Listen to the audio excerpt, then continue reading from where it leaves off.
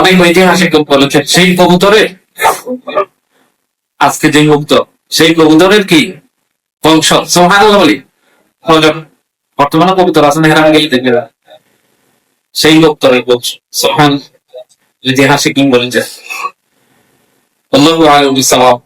মুহতারাম হাজিরিন, সুতরাং একজন ইমানদারের জন্য ইমানের আলামত হিসাবে 6 নম্বর বৈশিষ্ট্য হলো তারা ইমানকে বাঁচানোর জন্য প্রয়োজনে হিজরত করবে। কি করবেন? সবকিছু পরিহার করবেন, কিন্তু ইমান ত্যাগ করা যাবে না। সবকিছু ছাড়া যাবে, ইমান ছাড়া যাবে না। এরপরে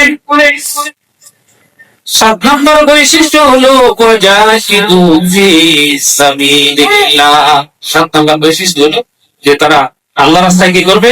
জিহাদ করবে। আল্লাহ রাস্তায় কি করবে বলে? জিহাদ করবে। পবিত্র কোরআনুল কারীমে আল্লাহ পাক রব্বুল আলামিন সূরা হজে 78 নম্বরে আল্লাহ পাক রব্বুল আলামিন বলে ওয়াজাহিদু ফিল্লাহি হাক্কা জিহাদি ওয়াজতাবাকুম ওয়া জাআলা আলাইকুম ফিদ-দীনি মিন হারাজ মিল্লাতা আবিকুম ইব্রাহিম ওয়া সাম্মাকুমুল মুসলিমিন।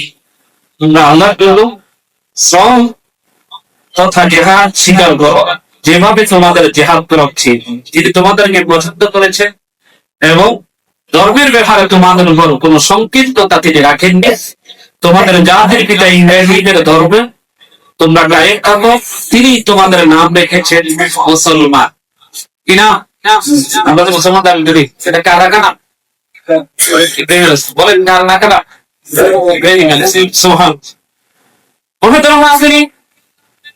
এই জন্য বিশ্বমন্ত্রী মুহাদ্দিস ইমাম বুখারী রাহমাতুল্লাহ আলাইহি তার সহিহ বুখারীর মধ্যে হাদিস বর্ণনা করেছেন, হাদিস নাম্বার 2783 নম্বর হাদিস।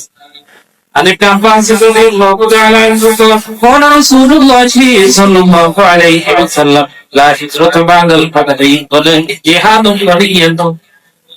আল্লাহর হাবিব বলেছেন যে মক্কা বিজয়ের পরে হিজরত নাই, তবে রয়েছে জিহাদ। সুতরাং তোমাদেরকে যদি জিহাদের ডাক দেওয়া হয় তাহলে তোমরা বেরিয়ে পড়ো। এখানে জিহাদ বললে জিহাদের সংজ্ঞা তো আমরা কোরআন হাদিস থেকে নেই। জিহাদের সংজ্ঞা নিয়ে আমরা পশ্চিমা সাংবাদিকরা, তাদের দার্শনিকরা যেভাবে জিহাদের অর্থ দেয় আমরা সেখানে নেই। এই জন্য জিহাদ কথা বললেই আমরা অনেকে ভয় আতঙ্কিত হয়েছে যে জিহাদ মানে নাউজুবিল্লাহ বলে, সবাই বলে নাউজুবিল্লাহ, কারণ এটা আল্লাহর দেওয়া একটা মহান ইবাদত বা সেটি বলে সুবহানাল্লাহ ফরজ এটা, কিন্তু সংজ্ঞা তো আমরা তাদের থেকে জিহাদ শব্দের অর্থ হইল, জিহাদ শব্দের শাব্দিক অর্থ হল চেষ্টা করা, পরিশ্রম করা, সাধনা করা, কষ্ট করা, কোন নির্দিষ্ট লক্ষ্য উদ্দেশ্য অর্জনের জন্য পরিপূর্ণ চেষ্টা সাধনা নিয়োগ করাকে জিহাদ বলা হয়। ইসলাম ধর্মকে প্রতিষ্ঠা করার জন্য সাধ্য অনুসারে সর্বাত্মক চেষ্টা করাকে জিহাদ বলা।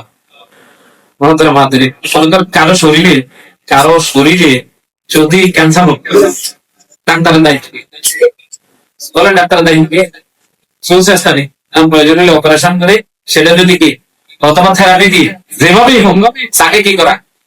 সুস্থ করা। কোন সমাজ যখন অসুস্থ হয়ে যায়, তখন ইসলামিক স্কলার দ্বারা তারা আল্লাহর দেওয়া জিহাদের মাধ্যমে সেই সমাজকে সুস্থ করে নেওয়া, সেটাই হচ্ছে জিহাদ। অথচ আমরা তো সেই সংখ্যা ইসলাম থেকে, কোরআন হাদিস থেকে নিচ্ছি না, আমরা নিচ্ছি তাদের দেওয়া জিহাদ। একটা সমাজে মনে করো কোন একটা বিশৃঙ্খলা হলো, কোন একটা সমস্যা হইলো, এখন আমাদের সমাজপতি যারা আছেন, সমাজ কল্যাণে যারা আছেন, ওনারা কি সুন্দর করে এটা কি করে দেন?